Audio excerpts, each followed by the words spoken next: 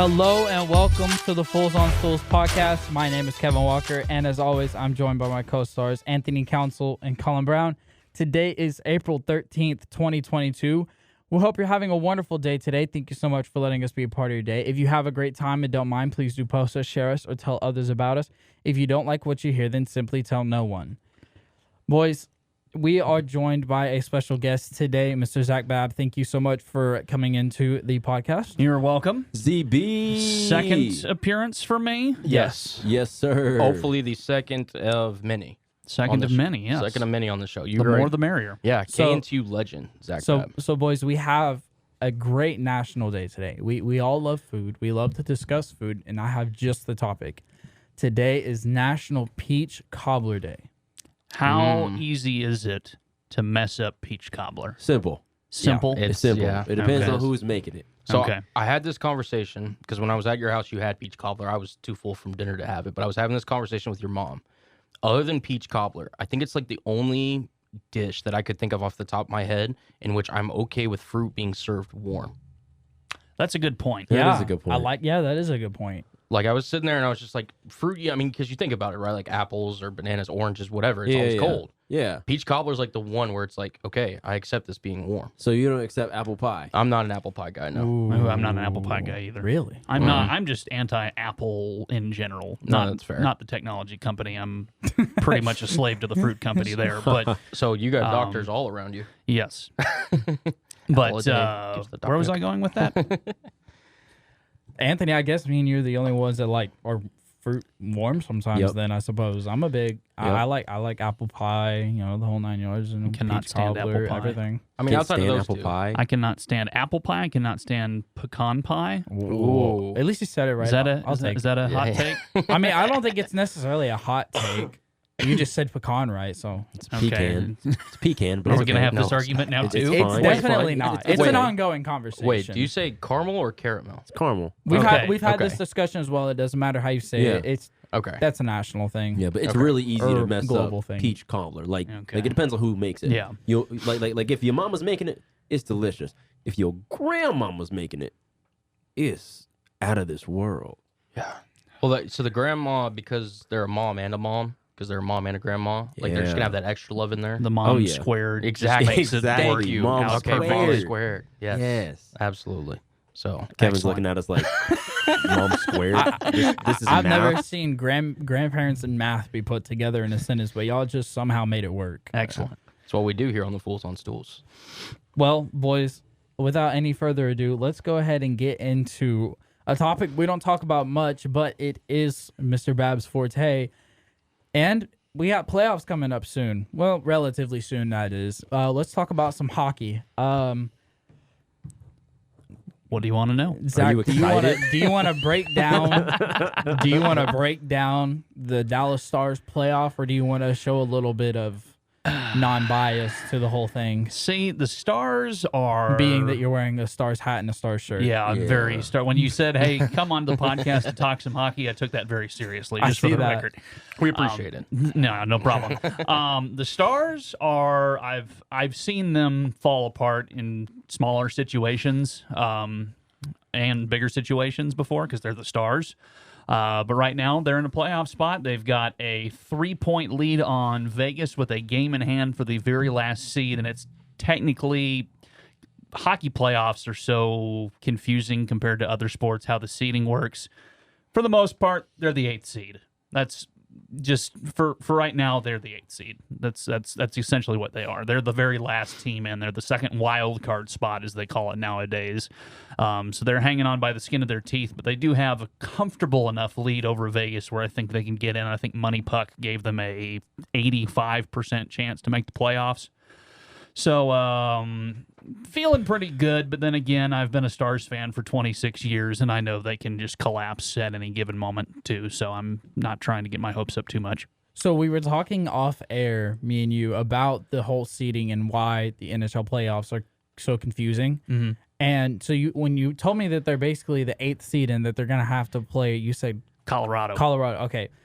You said they're only a point behind who? Nashville for the seventh, first, yeah, the seventh seventh seed, essentially. first wild card spot. So that So who would we play if we were able to capture that? Then you shift gears over to Calgary, which I feel a heck of a lot better playing Calgary than I do Colorado, because Colorado is in the running for the President's Trophy for the best record in the regular season, and they've been firing on all cylinders and beating everybody handily. Calgary is good, but they're not Colorado. Yeah, I mean, they've got an 11-point edge in the entire Western Conference ahead of Calgary. Yeah. I wanted to ask you this because, again, the playoffs are coming. We are, I think, a few weeks away. Just 2 or 3 weeks. 2 or 3 weeks, okay. So, given that the Stars, and I'm knocking on wood here, that I believe they are a playoff team, so not jinxing anybody here. In your opinion, looking forward ahead to the playoffs, is there one thing in particular that if you're a Stars fan, you really need to be paying attention to in order to, I don't want to say make or break the team, give them a better shot in order to compete when it comes to playoff time? I think you need more contributions from your other 3 lines that are not the Joe Pavelski, Rupe Hintz, and Jason Robertson line, because that line of those 3 accounts for 44% of the offense of the Stars. It's insane. It's a lot. So while on one hand, that's like, wow, that's a lot of production from just one line. Right. At the same time, it's like, Where's everyone else? Yeah. So I think they're officially the second line, the Hintz, Pavelski, and Robertson line. Yeah. When that line doesn't produce, the Stars usually end up losing. So if you want to make a playoff run, it's fine to have that production, 44% of your offense from one line. If you can get the rest of your offense going, then you can be a pretty scary low-seed team in the NHL in the Stanley Cup playoffs. So who's going to be the key player that we're going to have to look out for, or other teams are going to have to look out for during these playoffs? Overall or Stars? Just overall. Just overall? Oh, man. It's a real open-ended question. Yeah, that's a very open-ended question, man. I think as of right now, kind of as we're winding down the regular season and the playoffs are on the horizon here, I think it's Jonathan Huberdeau from Florida. That guy's been playing his pants off lately. He's in the running for MVP. He's up there in goals in the league this year. He's got Florida going at an insane pace. They're actually tied with Colorado for the top record in the league, but they're over in the Eastern Conference. Right.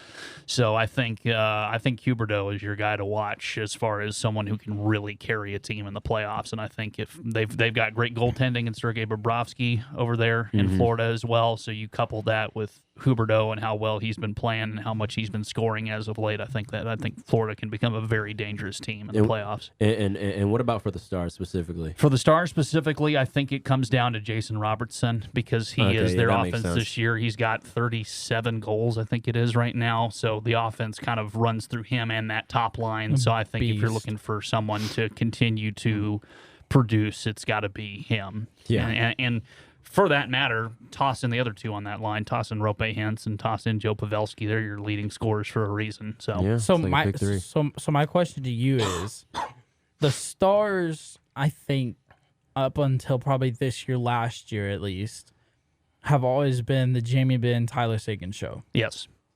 I don't think that we're calling it the Jamie Benn, Tyler Seguin show anymore. No. What needs to happen with Tyler Seguin and Jamie Benn? And this is where I could get into a big rabbit hole about coaching. I'm not the biggest Rick Bowness fan. I think that his scheme, while it worked very well in the NHL 20 years ago, it isn't really suited for today's game as much, and I think that kind of hurts the offensive production of some of those star players. I mean, Jamie Benn's on pace for his worst, in terms of points, his worst season of his career, in terms of how many points he's going to be scoring. So I think I could go down a big rabbit hole about coaching here and how that affects it. But yeah, it's not the Tyler Seguin and Jamie Benn show anymore. And they're getting up there. I mean, Sagan's 30, Benn's 32, 33. So I mean, they're still kind of on the edge of their prime, but they're not in the limelight of their years by any means either. So it's you hope you can get them a cup before, well, Sagan's already got a cup with Boston, but you hope you can get Jamie Benn at least a cup here before his career comes to an end. Yeah, no, fair enough. Now, I want to ask you somewhat a non-stars question. There's a little bit of a tongue twister there. They did play the Tampa Bay Lightning last night in a rematch of the 2020 Stanley Cup. The Lightning are the two-time defending Stanley Cup champions. In that conference, because again, they're in the East, they're in a really tough battle. I think they're the 5th seed last I checked. Or Yeah, they're the. If I look at it by conference, they're technically the 5th seed, but under the current layout of the playoffs, they're the 3rd seed in the Atlantic Division. Got it. Okay, It's a mess. Trust me. Given your expertise on it, Okay. What do you think? Tampa Bay, or I guess, what do you think the odds are that Tampa Bay could go for a three-peat? I think pretty low. They are not the powerhouse they used to be. Now, they're still a very good hockey team by any stretch of the imagination. They've still got solid play from Steven Stamkos and the guys up front. They have one of the best goalies in the league in Andrei Vasilevsky. So they're certainly capable. It's just when you have so many other buzzsaws in the NHL this year with Florida and with Colorado, Toronto's another good team that I think can scare some people in the playoffs this year, although Toronto hasn't won a series since 2004 or whatever it is, but I think they could get out of the first round this year. The Rangers are good. Carolina's looked really good. That's just a tough to win three, four playoff series to get back to the Cup for Tampa. I could see them winning a round or two, maybe making another Eastern Conference Finals appearance, but I just think that's a little too much to have to come through, and it's hard to three-peat. No one's three-peated in the NHL since the early 80s. Given that it's a tough stake, and you just brought it up, I know I'm going to put you on the spot just a little bit here. Okay. But if you had to predict the Stanley Cup Finals, the two teams that are going to make it from the East and the West, putting you on the spot right now, who do you think if you're putting your money on the line today? Colorado and Carolina. Okay, safe bet. I like Colorado. I think they finally get it together this year. They've had some good seasons in past years. I mean, they won the President's Trophy last year as the best team in the regular season. So they were, I think they finally put it together this year and make a run. I don't trust Florida enough. I think they can be scary. I think they make an Eastern Conference Finals appearance. I just don't think they're still a team that doesn't have a lot of playoff experience because they're a team that's historically been really bad. So I think you're going to have that experience from Carolina come into play a little bit more if it comes down to a Carolina-Florida Eastern Conference Final, and that's why I'd pick Carolina. Yeah, it's going to be tough. I mean, not the finals. Obviously, the finals are always going to be a battle. Anytime you get two dynamic teams in there, what are the chances that the Stars get up in there? Give me a prediction. Unfortunately, I think pretty low. I think they're a first-round exit this year. Yeah. I just don't see them. I mean, they could make noise. I mean, we've seen it before. I mean, I think the perfect example of this is the 2012 Los Angeles Kings. Yeah. They were the 8th seed. They squeaked into the playoffs the last week of the season and then won the whole thing. Mm-hmm. So at least give me a second round one. Come on, Z. I just don't think. I think the defense, if they get stuck playing Colorado, I really would rather play Calgary. If they play Calgary in the first round, I think they could pull it off and get to the second round. Yeah. Because Calgary is a little shaky at times. But if you got to play Colorado in the first round, Colorado is going to expose the Stars for their lack of scoring depth. Yeah, I mean, I get it. The finals is like, that's a stretch, honestly. Yeah. But I give them a what Money Puck said, 85% to make the playoffs. I'd say I give them a 1.5% chance to make the final. Okay, that's decent. I'll give you a chance. There's but a chance. Not a good one. Okay. Thank you, appreciate it. So you're saying there's a chance. There's a Saying chance. Okay. Not a high one, but it's there. It's there. It's there. Even if it's like 1%, it's still there. Hey, and sometimes that's all you can do is just take it and run with it. Yep. Now, you say you have a higher prediction, I'll say, for a Stars 1 first round exit. What will the team look like next year if that's so? Back to coaching. I hope Rick Bowness doesn't come back. I don't think he comes back if it's a first round exit. I mean, the writing's on the wall there. There's probably no Alexander Radulov next year. He's been a healthy scratch for the last couple games. I think it's a stretch to get Denis Gurianov back. He's a restricted free agent, so I guess they could theoretically get him a bridge deal or something in there to kind of parse it out if they wanted, but that's kind of a shot in the dark. You're probably losing John Klingberg too to free agency because they just don't have the Stars don't have the cap room to sign John Klingberg. What about Pavelski? Pavelski's back. He signed an extension, so he'll be back next year. Ben and Sagan will obviously be back. Hintz is back. Robertson's obviously back. When do we need to sign Robertson? Robertson, he's a restricted. I can't remember what. I think he's a restricted free agent after this year. They'll get him a bridge deal. He will get a 2 to 3 year bridge deal. Yeah, they better. They will sign him before they attempt to sign John Klingberg. But they have the cap room to sign Robertson to something around. If you're signing a bridge deal, you're probably not up into the 7 to 8 million range. You can probably get him for 4 to 5 on a 2 to 3 year deal there to keep him around as a restricted free agent. So it'll look a little different, but I'd say it's about half and half in terms of who's coming back, who's not. So I'm going to change gears a little bit here. The last time that we talked to you on the podcast, the women's basketball team they were in season. Obviously, they're not anymore with college basketball completely being over with, so we're a little late on it. But I do want to ask, what have you heard, if any, about the women's basketball team? What are the hopes for next year? Is there any culture changes? And obviously, notably losing Jazzion Jackson. Yeah. What's the move for this next upcoming season? I think they take a step forward. I think it's a small step, but I think they take a step forward. They got a really good transfer out of Incarnate Word, Jacqueline Moore.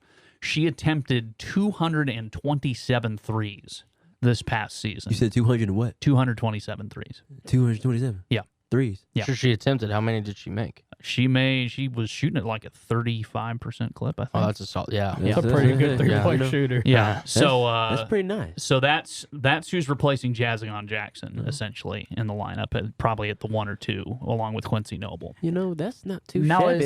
is it a little bit of a stab in the back for Jazzion Jackson to go to UTEP? I mean, I'm sure the coaches have their opinions on it and their thoughts on it.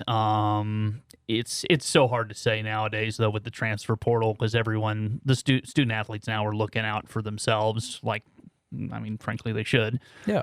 To a degree. So I'm sure if you talk to the coaches, they're probably not too happy with it. But I mean, it is what it is in this kind of era of college basketball. So it'll certainly be fun. The trip to El Paso next year, and when they come to Denton, it'll be a lot of fun. That's going to be So exciting. that's a game the schedule's not even out yet, and I've circled both those dates on my calendar. So I like that. Yeah, that's going to be very interesting, especially in the same conference too. Yep. Yeah, You get the same division if they do the division format again next year. So you're at least going to see them twice, maybe a third time in the tournament in Frisco. It's going to be So, it's going to be an interesting one. Oh yeah. Yeah. So Madison Townley, obviously no longer with the team. Yep. Heart and soul. Mm-hmm. Is it simply Quincy Noble's taking that step, adding that to her because she's the senior guard? She's going to be looked at as the team leader. Who, in your opinion, if not her, is going to be the new heart and soul of Mean Green's women's basketball? I think Quincy's got a great shot to kind of take over as that team lead because she's vocal. She's very into what she does. She's a great player. She can shoot the 3 ball. So I think Quincy will really kind of fill in to that step a little bit. But at the same time, I'd have to look at exactly who's coming back because I don't have it in my head here. Well, obviously, so it's Gomez. Excuse me, I almost mispronounced. Gomez is gone. Yeah, so she transferred. She graduated. She was a senior. Oh, okay. Excuse me. I thought she transferred. No, yeah, we got her from Fresno State, but yeah. Well, I tell you, but now, of course, whenever you need something, it doesn't load for you. True. So That's true. Here we go. Kendall Magruder's back next year. Kira Neal could be back. She's had 2 torn ACLs though in both knees. Yikes. So her career, just for her own health's sake, might be over. Trina Mims has graduated. I'd like to see Maddie Cleary step up a little bit. She's got a great 3-point shot. I don't think she really kind of takes over that kind of heart and soul that Maddie Townley had. Mm-hmm. But Jalen Mallard's in the mix there, Tamisha Lampkin, Anaya Johnson's coming back. But I really think, that's a good crop of players, and I think the transfer more could theoretically do that as well, kind of fill in that spot.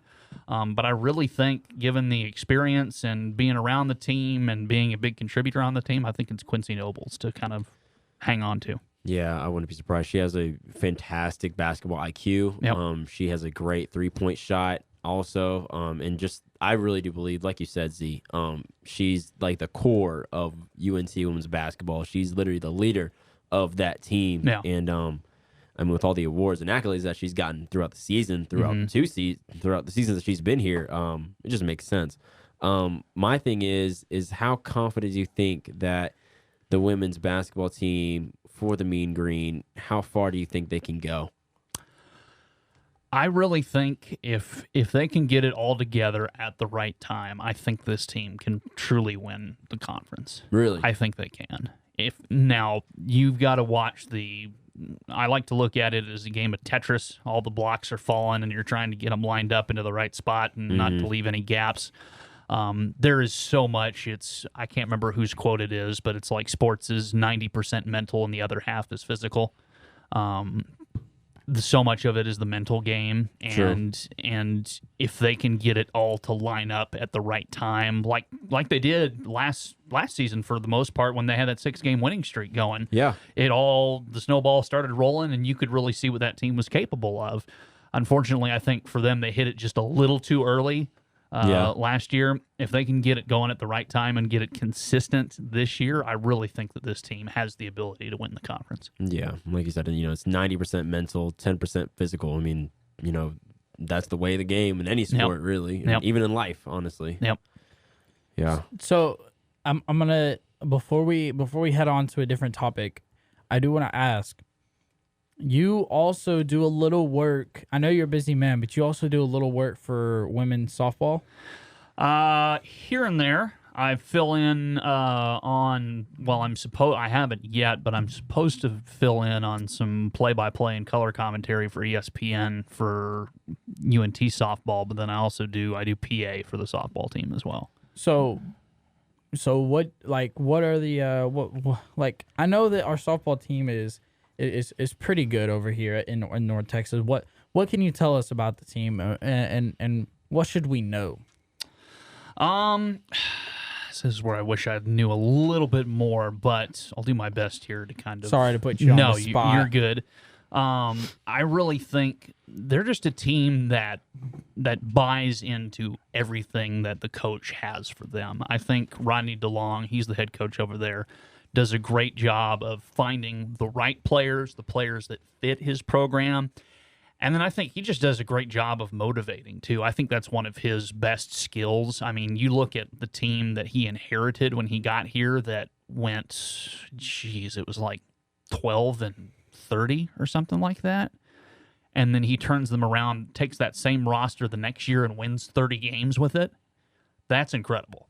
Yeah. So what he's been able to do in terms of finding the right recruits, finding players that fit his system, motivating his players, getting his players to buy into his system and his coaching staff, I think that's where it starts at the top with UNT softball and works its way down from Rodney DeLong. And he's got great players on that roster. I mean, Skylar Savage is a great pitcher. Kaylee Christensen is an insane hitter. Lexi Cobb is great in the leadoff spot.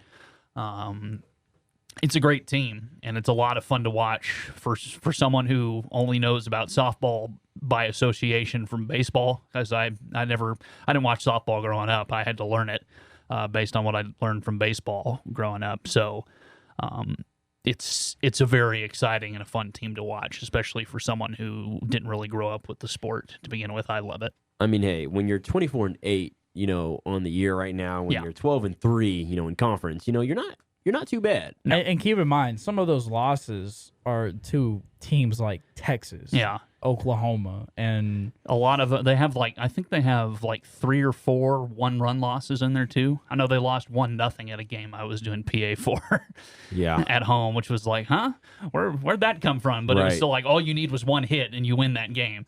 But no, yeah, they're a great team and they're a lot of fun to watch. If you're not into softball, I'd highly recommend going out to Lovelace and catching a game because you'll get into it immediately. Yeah, and I mean, shout out to Amanda, who's our softball insider. Yeah. She knows everything and all things softball. Yeah. Does it for ESPN Plus, for play-by-play and stuff. Great person to know when talking about softball because she knows everything and anything about it. And like you said, Savage is cold, man. Oh yeah, she's she a is. great pitcher. I mean, fantastic. Like Z said, if you have time, go out to a softball game for UNT. It's free for students. It is free for students. It is free. If you're not a student, then I'm sorry. It's like $10 though. Yeah, Like, just go, just go. yeah. But some Support. people's money's tight. Support. Yeah. Yeah, That's- yeah. yeah. Still, go Or to a softball game. watch the games on ESPN. That's true. But sometimes you got to pay a subscription. That's only like ESPN Plus is like $3 a month. Oh, You you're got right, you're right. it's you got to if you're dedicated to the game, you'll make it work. Oh my god. Yeah. Absolutely. All right. Well, thank you, Zach, for all your beautiful, lovely insight No problem. into I the hope world. I can have some insight for these next segments too. Oh boy. Yeah. Well, we're about to get into, let's say, not the easiest segment we've ever had to do. Yeah, I will say that. But first, before we go into and say anything, we have not been able to be in studio since the passing of Dwayne Haskins. So we would just like to give a moment of silence for the passing of Dwayne Haskins.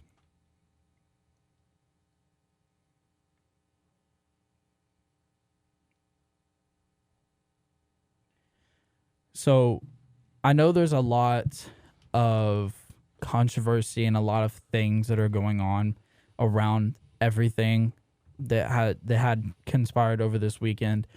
But before we go into and talk about any of that, I want to highlight and talk about the great person that Dwayne Haskins was and all the amazing things, not only as a football player that he was known as and known for, but just the spirit and everything that he brought and all the good things that everybody has said about him. So, boys, y'all want to talk about y'all got anything to say on that that aspect?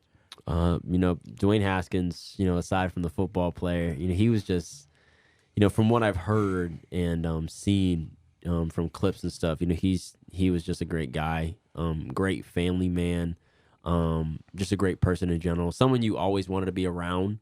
Didn't cause any friction, didn't cause any trouble or problems. He was just a real chill, relaxed guy, always wanting to get better. I know you guys have probably seen the clip of him when he's like small and he's young, Right. wearing that Ohio State jersey. Yeah, I'm going to go to That- school here. Yeah, exactly. That's pretty cool. Like just dedicated, Yeah. and you just saw the trajectory of him, just not only as a player but as a man growing up in this society. I mean, he was about to hit his stride, Yeah. and he was hitting his stride. 24 years old. And it's just gone too soon, man. I would have loved to see with no more Ben Roethlisberger in Pittsburgh to Oh see. my I know they brought in Mitch God. Trubisky and they're talking about drafting a quarterback, but I would have loved to see him at least get a shot at Yeah. that starting job in Pittsburgh. Especially with Mike Tomlin there. Oh, He was yeah. an Yeah. Ohio State stud. I mean, he could have really done something really, really fast for Pittsburgh. And Yeah.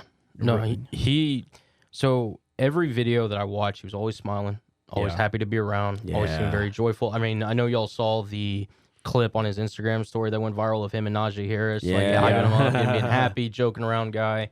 Listen, he was 24 years old and accomplished something in terms of rarity is something that is really unheard of. Like to make it to the National Football League, much less get a second contract with a National Football League team. That's not something that every player that puts on a pair of pads and a pair of cleats gets to do and gets to Hello. say. I think that gets overlooked. And we sit there and we kind of like take it for granted because obviously we pay attention. We look at it on a more broader scale. But Dwayne had accomplished so much in his short time of life that to sit here and act like, what, and again, we're about to get into the comments and everything. He was, again, a father. He was a husband. He was a just a great football player. A son. Son. I mean, all of it. He's just a great person overall. I want to apologize if he wasn't a husband. I don't know if it was confirmed that he was. I know he was a father, but regardless, partner, husband, same thing. But not same thing, but At the end of the day, he was a great man. Right, You know, exactly. he was gone too soon. I mean, his career literally was just getting started. Getting a chance to play in Pittsburgh. I was getting so excited just to see because he was putting in the work. Yeah. He was putting that work in Florida, day in and day out. I mean, he was hanging out with all the Pittsburgh, skill athletes, trying to get ready to head out to camp and get ready. Exactly, and I always like to say the greatest thing about players is, and sometimes I think it separates the greats from the good players in any sport. When you don't see a player posting their workouts on social media and they're just grinding in the gym, Giannis is a great example. He sometimes goes into a gym and just grinds all day and no one sees it. You're never going to see it. Nope. Exactly. And that's what separates the greats from the good players, I like to say. And that's what you saw from Dwayne Haskins. I mean, he was definitely putting in that work. No one ever saw it really. And like I said, he's in a better place. He's in paradise now. And, our thoughts and prayers are with the Haskins family for sure. absolutely, yeah, friends and family. Rest in peace to Dwayne Haskins. Yeah. Look, we got to talk about the comments though, because it's something It's that outlandish. it is. So I'm gonna just read off. Gil Brandt, former Dallas Cowboy executive, was quoted in a I think it was a live interview on a radio station. Sirius XM, I think. Was a guy that was living to be dead, quote unquote. Adam Schefter posted a tweet saying that was a standout. Dwayne Haskins, a standout at Ohio State before struggling to catch on with Washington and Pittsburgh in the NFL, died this morning when he got hit by a car. Schefter then deleted and replaced the tweet. This is something that, we as us four standing in the room, we're attempting to get potentially into sports media as a career. And we need to be held to the same accountability as anybody else when we make these kind of comments. And my first reaction when I not only saw the tweet but heard the voice from Gil Brandt was I mean, it was, first of all, I was just sad that we had to associate Dwayne Haskins' death with this because Dwayne doesn't deserve that and neither does his family. No. But the other thing was I couldn't believe that guys that had been in this industry and guys that had been around football would say things like this about a person. It's just it's absolutely just disgusting. And I just, honestly, I get it. I hate the fact that anytime Gil Brandt is mentioned, he's always, ex-Dallas Cowboy. I hate to hear it.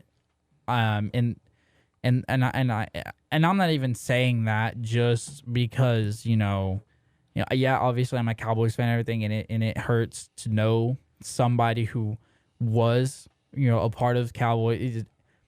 I hate it. It's horrible. Honestly, when I heard it, I almost thought it wasn't even real. Like it was like kind of like I don't want to say This has to be from some hoax you can't Instagram actually, account or go, something. Like go on air and say that, you know what I mean? Like, Because you didn't mention the other part of his quote. Maybe if he stayed in school a year, he wouldn't do I silly didn't even mention things. that. Yeah, it's I'm sorry. yeah. Say that again. He wouldn't what? Yeah. And I quote Gil Brandt, maybe if he, Dwayne Haskins, had Yeah. stayed in school for another year, he wouldn't do silly things Right. like jog on a highway. Yeah. which That's- was not even what happened. Right. Yeah. If you, Right. This makes me just want to leave the Yeah. studio I because know. I'm just like, I'm on fire right now. Just have some compassion, because, man. because I mean, that's not even. It's like I said. It's not even about anything. Like it's basic human decency. That's literally all it is. Have some freaking decency. What the? Yeah. Mm, Yeah. I know. You I got me know. hot. You got me hot because one, he's a quarterback out of Ohio State, very stouted quarterback, right? Everyone is saying that he is going to be, one of the best quarterbacks in the league, right? Yes, he gets drafted. That's great. It's not as high as everyone thinks. Okay, that's cool. He's still drafted, right? That's awesome, right? He has some good showings, of course. And he was getting better as time went on. Every time he went to another team, he would always get better, obviously. But at the end of the day, he's a man first. Take the football out of the dang equation. He's a man, and not only that, as a black man, I'm not trying to put race into this at all, but at the end of the day, this man just passed away.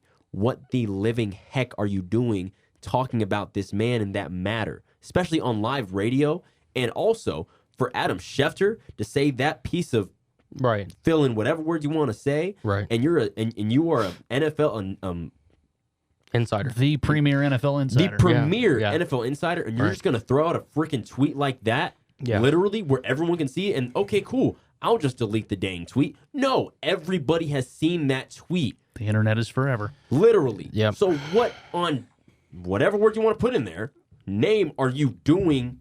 Tweeting that out, you know everybody's going to talk about it. Right. No, I mean he still hasn't apologized. No, has he? and no, he won't. Schefter apologized on a podcast that he released. It was multiple days after. It took him a while to release it. I just don't know, and Gil Brandt also sent out a tweet saying he apologized for his which is interview. Probably PR written. He probably didn't say anything of it. Right.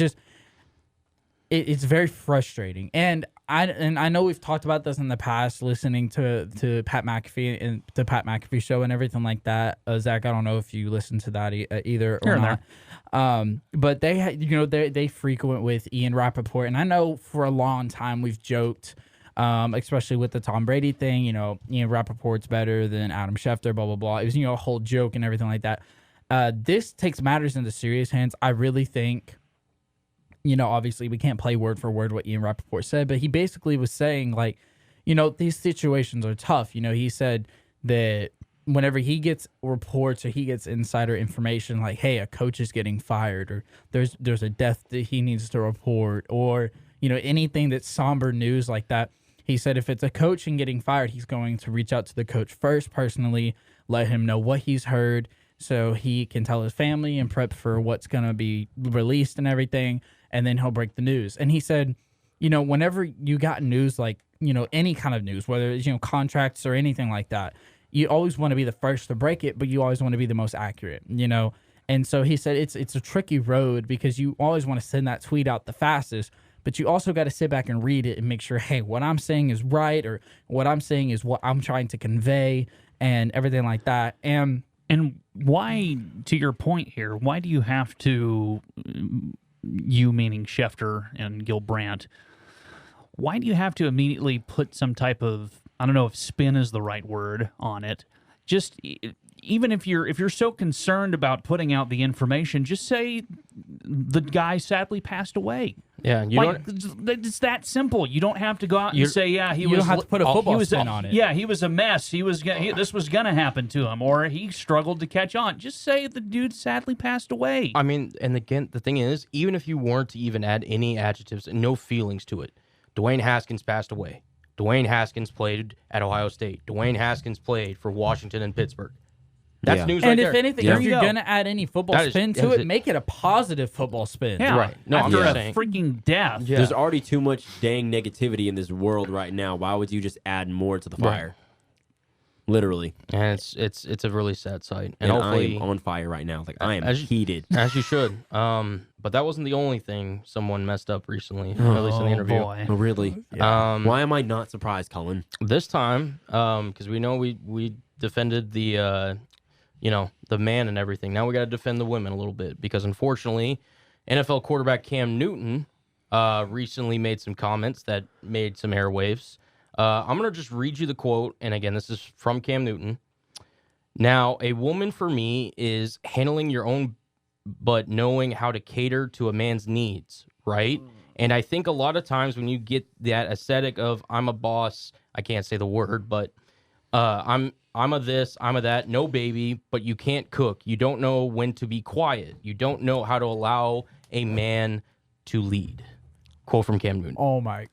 Oh, this man literally the women should be in the kitchen move. This is what I'm going to say to Cam Newton. Cam Newton, it's not. It's 2022, bud. This is what I'm going to say to Cam Newton. This is. You need to shut up.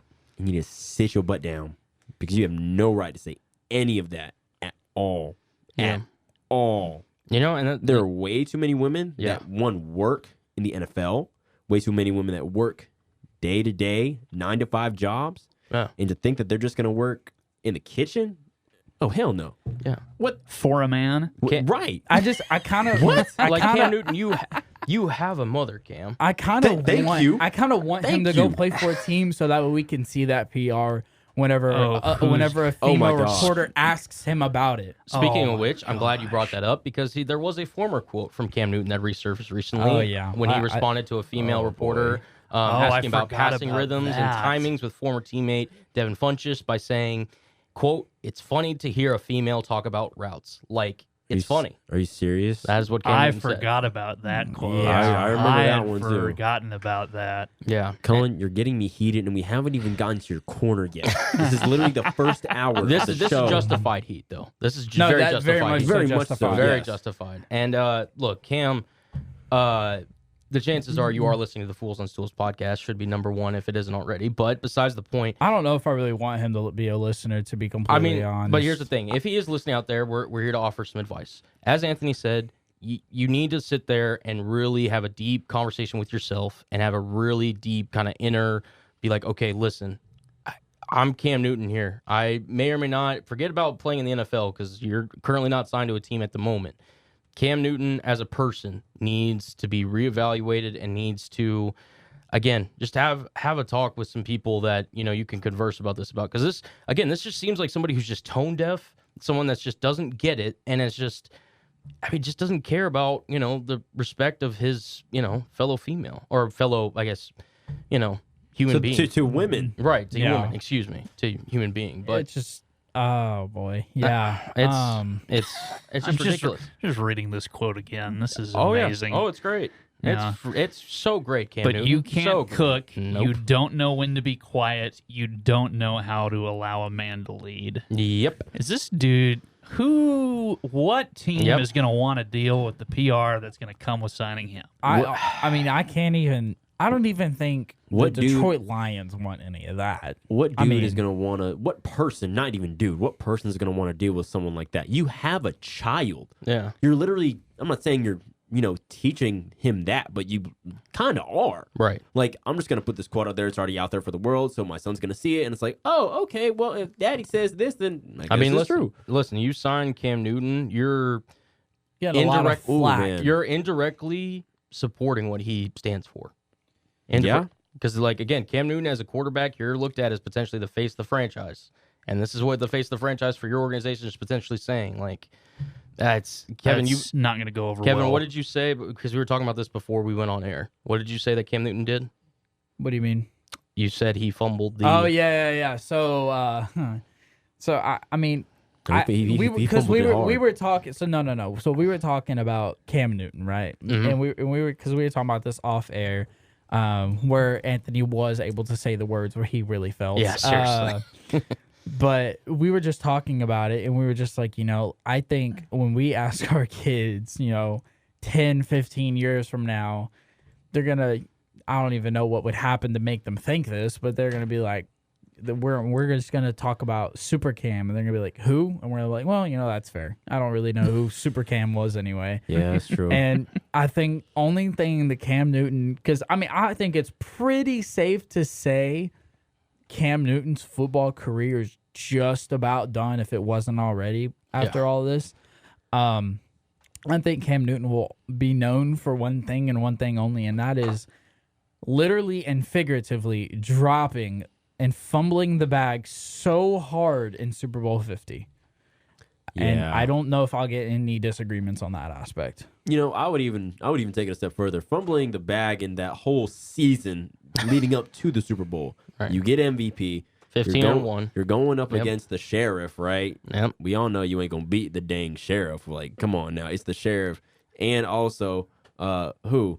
Miller is Von there too? Miller, yeah. Yeah, Von Miller. It was living in that backfield that day. Oh man, Yeah. that man was on a mission. Oh yeah, Wasn't he the MVP He of that was. Super Bowl? He Yes, was. he was. Yes, he was. Yes, he was. Yeah. You Um, go up It's, against that dog? Yeah, no. He But needs to put that cape away. But listen, Anthony, we've done enough of this serious talk. Okay. Listen, you're getting a little angry. We talked about the bag.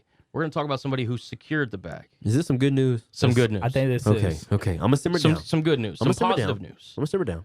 Raiders quarterback Derek Carr secures a 3-year, $121.5 million contract extension to continue to be the quarterback of the Las Vegas Raiders. You know, Cha-ching. everybody that said Derek Carr is not the quarterback for the Raiders, Derek Carr's not not our quarterback. We don't want him. We don't want. You need to stop being a fan of that team. I have been saying it, and I might have even said it on the podcast. Derek Carr is an amazing quarterback. I would not say a top 5. I'd definitely probably say top 10, somewhere in that range. Agreed. Derek Carr is not only a great quarterback, but after this, I don't even know, fill in the blank word you want to put of last season was for the Raiders. Being that leader, and I get it, it was some interesting circumstances, but they did make the playoffs. The Raiders made the playoffs after everything that happened last year. To be that leader in that clubhouse, he deserves it. To highlight it, John Gruden situation, he's out of there. Interim head coach, Henry Ruggs, what happened to him? Henry Ruggs, unfortunately, out of the league for what he did. And again, I think there was another teammate that also got arrested. I think it was like a former cornerback or something. There's a few. And despite that, he guided that team to a playoff appearance, and now he gets to play with his old college buddy, Devontae Adams, who also secured the bag recently for the Las Vegas Raiders. Dude, Raiders, man. I mean, in an man. AFC that was already stacked. Leave it up to the Raiders. Forget the AFC. Their division is stacked. Oh, yeah. I mean, that is Good true. Lord. Truth. Good I mean, Lord. but hey, they'll be able to compete now. They will. Max Crosby, Devontae Adams, Darren Waller, Hunter Renfrow. Now you're going to secure Derek Carr, Josh Jacobs, Chandler Jones. I mean, yep. need I say more? Dude, I mean, the Raiders went out and took care of some business this year or this they did. offseason. It's gonna be fun in LA. Yeah. You know, Vegas, I might add. Yeah. I mean, that stadium, it's one of those ones that I haven't been to yet. I'd love to go to their stadium. Oh, It it looks so looks- beautiful. Oh my gosh, It it looks looks pretty. great. Can I humble brag for a second? Of Sure. course. I'll Go get for to it. go to that stadium next year. Oh. Because guess who also plays there? Hmm? UNLV. Oh. Guess who has a road trip against UNLV this year? Lucky Oh. duck. So like, could we all like fit in your suitcase? I was about to say, like, you might. Yeah, you can fit in my carry-on. You guys can come along. Fools on stools on the road. Yeah. I like Live that. from Fools on Allegiant stools. Stadium. Yep. Oh, Yeah. good Lord. That's amazing. Congrats to you, man. Thank you. That's going to be Not awesome. to take away Congrats. from this segment. No, listen. Hey, that was great. I would. That was a good. That was. That was. I mean, hey. I mean, I would have said it. I don't blame you. I would have gone. I would have gone with you. What? I mean, that thing looks Give me a plane like ticket. that thing looks like I don't even know, like some kind of spaceship that's permanently landed on the ground. I mean, that thing is amazing. In the middle Probably, of the desert. I'd probably only put it second to SoFi, just because SoFi is just. I've SoFi. flown over SoFi. That thing is a behemoth. Seriously? Yeah, it is huge. Just And it- looking and out, it's- and it's- looking out the plane window down on it is like, oh my god. It's a screen. yeah. It's literally a screen for a roof. Yep. Like That's amazing. Yeah. what? That is amazing. I mean, the technology that goes into these stadiums is unreal. And absolutely. the price range for these stadiums is incredible. And we just pretend that we just kind of pretend that actually isn't a thing. Like these things are just built, I guess. Like I guess we don't really Right. like. I know Jerry Jones. He's the big spender of everything. And this puts my cowboy bias aside. Just knowing the money that Jerry Jones will spend on football related things. The next stadium that the Cowboys have will probably just be floating in the sky. Yeah, it'll be an actual spaceship. Yeah, it'll be on. Like, yeah, it'll. It'll just be barely Right. enough in the atmosphere to still be considered Dallas, and they'll play in space No, it'll still be in Arlington. or Arlington. Yeah, excuse me. it's Sorry. still going to be in Arlington. I always forget that the Dallas Cowboys haven't played in Dallas since 1969. Yeah, and not a lot of people outside is of very Texas even know that. Yeah, it's true. The Arlington Cowboys just doesn't have the same ring. No, does it it? doesn't. No, it doesn't. No, it doesn't. North Texas Cowboys. Because in Arlington, they have the Mavericks, right? The Right? UT. No, they got the they've got UTA and they've got the Rangers. Yeah. No, but the UTA Oh, Mavericks. the Yeah, the UTA Mavericks. Mavericks. Yeah, Yeah, sorry. I there thought you you go. were talking about the Dallas Mavericks. No, I was like, come on, man. They're You know your Dallas. basketball. Yeah, right. They're in Dallas, right? Yeah. Speaking Yeah. of basketball, we're talking NBA playoffs. Yes, we are, boys. I kind of talked about it earlier, a few episodes ago. When you give a team like the Brooklyn Nets a chance. They're going to do their best, and they're going to run with it. And so far, they have done just that. You know, it's like when you give them a yard, they're going to take a mile, and they don't care. Whether if it's Kevin Durant, whether it's Kyrie Irving, fill in the blank. I mean, That's Kyrie very true. Irving was on a different flat planet yesterday. Yeah. Kyrie Irving went off. He had basically almost a perfect game. When he was Did you like Sorry, that, I Zach? caught that Yeah. joke. Yeah. Nobody else did, I guess.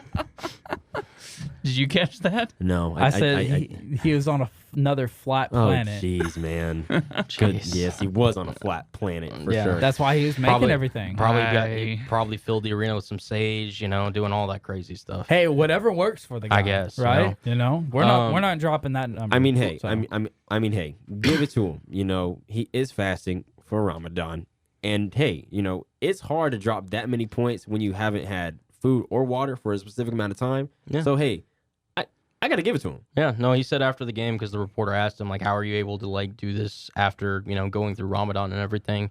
And he was just like, hey, listen, I'm not the only one who's doing this. I got brothers and sisters who are also going through this with me. And, listen, I just, was able to do my thing and put on a great show. And I will say this, Brooklyn did get the win last night, as they were projected to do and should have done. So congrats on them. However, Cleveland is going to be the worst team going forward that the Brooklyn Nets will face. That is very true. and That they've- is very true. They've got the Boston Celtics now in a 7-game series that they're going to be playing against. Man, oh man, that's going to be a barn burner. Good luck. That's going to be an absolute. I think that'll be the Whew. true test for this Nets playoff team. Yeah, that's fair. I would take it. Look, I would take it a different way. That's gonna be a test with Jason Tatum. Yeah. I mean, Jason Tatum better drop 40. Yeah. it's gonna be a test both ways, but it's gonna be a real test to see what this Brooklyn Nets team is all about. Because with everything that has happened, and I don't want to talk about the Nets this entire time, but with everything that has happened this year to the Nets, we haven't really seen a finalized starting five Yeah, you're right. Yeah. really been able to go on a stretch and either dominate or lose or whatever. Yeah. So we're really kind of, I don't want to say a new Nets team as this playoff begins, but we're finally getting to see what they're all about. And so I think that this will be a true test. Anthony, you are right. It'll be a test for Jason Tatum and that squad as well, but it'll be a real test for the Nets as well. And we'll see what they're going to be about going forward. Yeah. No, listen, give all the credit to the Nets, for putting it together. They are now the 7th seed, and they're going to be the toughest out. I think we've talked about this before, that the Nets, no one wants to play them, and No. especially in that first round. And Boston got the draw. We'll see what happens. I do want to point out the other playing game that occurred yesterday, the Minnesota Timberwolves Wow. defeating the Los Angeles Clippers to That was entertaining. That was very entertaining. Can I say Anthony Edwards enough?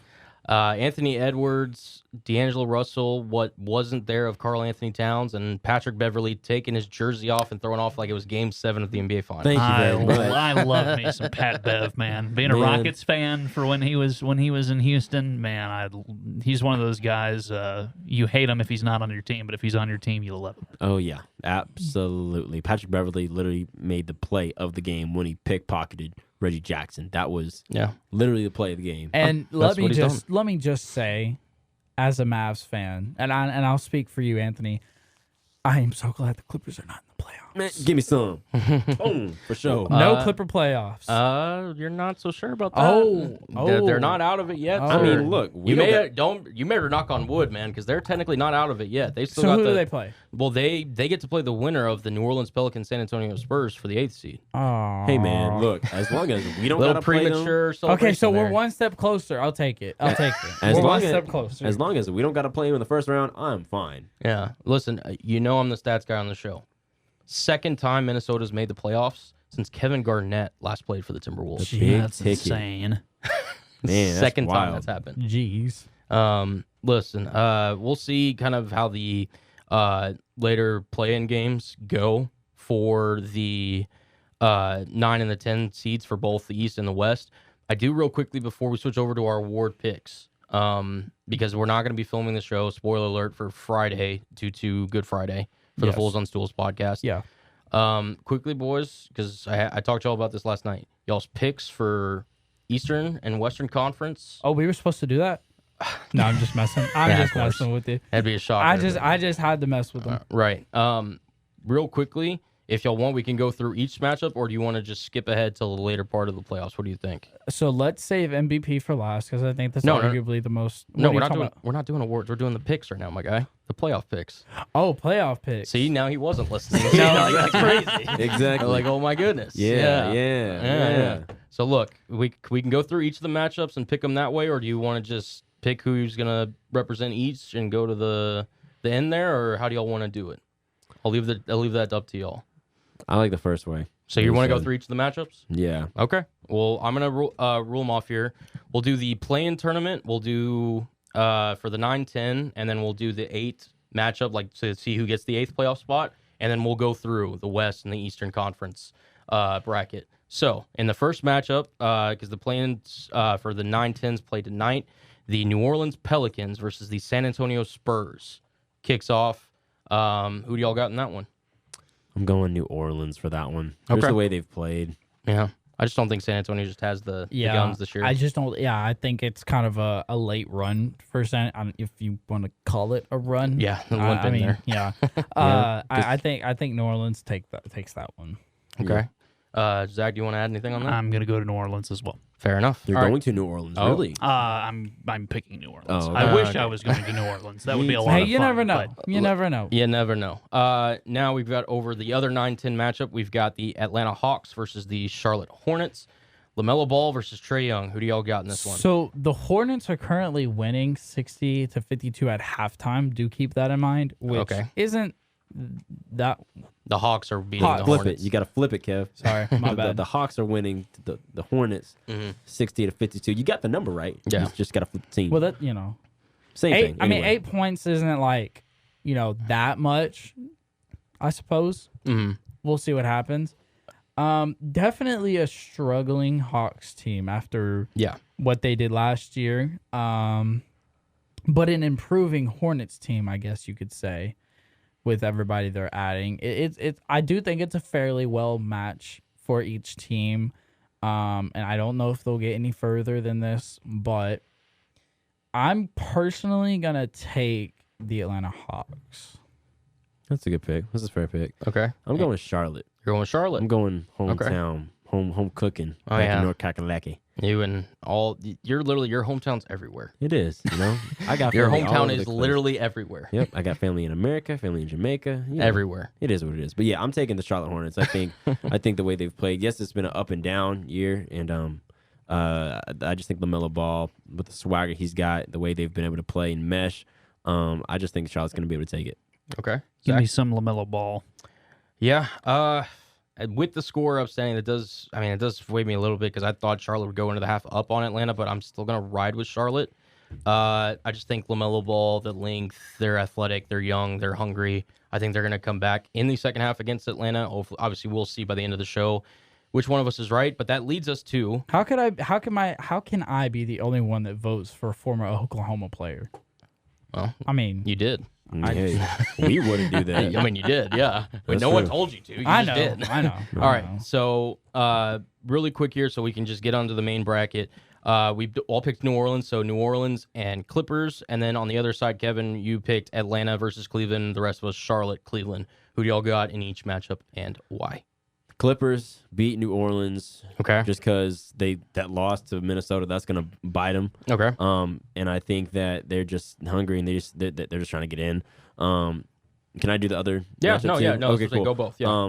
For the Charlotte Hornets against Cleveland, I don't know, man. That's gonna be tough because you got 3 big bodies for Cleveland. You got you got Mobley. You got oh my gosh, who else is there? Jared Allen. You've got Kevin Love. You've Yep. got Darius Garland, Colin Sexton. I mean, well, Darius Garland's not a big body, but he's very creative. no. I was just naming players off. Yeah, of yeah, Cleveland. yeah. But going off of that, I Right. think Cleveland's going to take that. They're going to get it back in the playoffs without LeBron, which is fantastic. Yeah. And I think next year for Charlotte's going to be perfectly fine. So yeah. Zach, you want to go real quick? I'm going to abstain from this round because I do not know enough to make educated picks. We'll let you go with the favorites on that Okay. one. The Yeah, eights. I'll All take right, the favorites. Kevin, you want to go? Okay, so my matchup would be the Clippers versus the Pelicans. Yep. Unfortunately, I did have a premature celebration just because I did kind of forget how this NBA playoffs goes. Oh man, It's kind of weird. It is a little strange, and I'm still trying to adapt to it. But unfortunately, I do think that the Clippers will win. I just think they're the better, well-rounded team between Reggie Jackson and just really everything. Paul George coming back, I mean, yeah. everything they got going on over there. So I think the Clippers win that game. And then Hawks and Cleveland, man, honestly, I think Cleveland's the better team. yeah. I know they're probably the younger team with all the young talent that they got, but I mean, let's face the facts. I mean, the team they have, but between the rookies, the young guys, I mean, we got some players over there that are contending for most improved. We got some players over there that are contending for defensive player.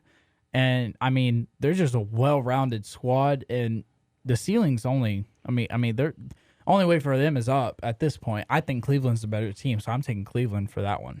Okay, and I'm also going to agree with the 8-seeded Clippers coming out of the West, and I'm also going to take the Cleveland Cavaliers 8 seed in the East. So we're all on the same page here. Now here's what we're going to do, since now we've got our brackets unofficially set up. Obviously, we're going to do this kind of similar to how we did March Madness, where I'm going to tell you the 1 and the 8 seed. If anybody has a case for the lower seed, hit the buzzer, hit the bing, make your case for the underdog.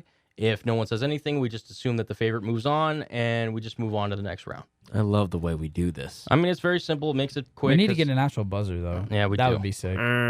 We do. All right. So I'm going to run through both first the West and then the East. Then we take it to the semifinals. Boom, boom, boom, boom. And then the conference finals and then the NBA finals. We will pick our unofficial champion. Gnarly. Easy. All Let's right. go.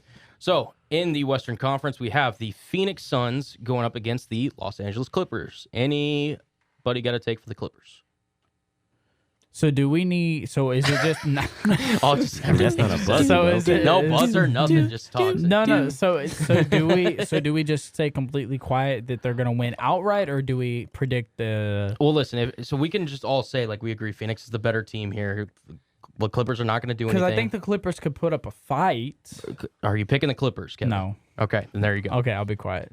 See, come He on, just man. loves to talk, man. This is the I reason know. he started a podcast. He loves to talk, man. Yeah. It's all good. Look, all right, we've got the next matchup of the number 4 seed Dallas Mavericks against the number 5 seed Utah Jazz. Any takers here for an upset potentially? I do think it matters if Luka plays. Yeah. If me Luka too. plays Mavericks. If Luka does not play Jazz. Yeah. Ooh. I don't know about that one either. It's so tough because it's just. I mean, nobody's really said anything as far as Luka's timetable. Yeah. We'll probably find out more getting closer to game Some time. are saying he can miss 3. Some are saying he could play first game. So it's kind of like, what do you believe? It's very wishy-washy. I mean, from Jason Kidd, he said that if the shoe fits and he's able to walk, he's playing. He's playing. But we all know what happens if the shoe fits and you're not 100%. I mean, there Right. is possibility that he could do worse and tear Exactly. something. Right. And that would leave him out for a very long time. And that's just an injury you don't want to have if you can prevent. And it's very tough. So yeah. Now we'll take this and I probably should have mentioned this at the beginning. We're taking these guys at full strength, assuming that people can play. okay, assuming full that's strength, fine. then yeah, then I'm Mavericks. taking the Mavs. Yeah, So I'm taking the Mavs. obviously because I think we all agree if Luka's not in it, it's a huge game changer. Yeah. in the series. It's going to take every Obviously. scrap that they can do. I to should have even- mentioned that at the beginning. Yeah. Speaking of players that may or may not be ready for Game 1, Steph Curry and the Golden State Warriors are taking on the number 6 seed Denver Nuggets. Do we hear? And again, this is assuming Steph Curry's healthy. Who do you got in the series? I'm taking the Nuggets, man. Really? Honestly, I am.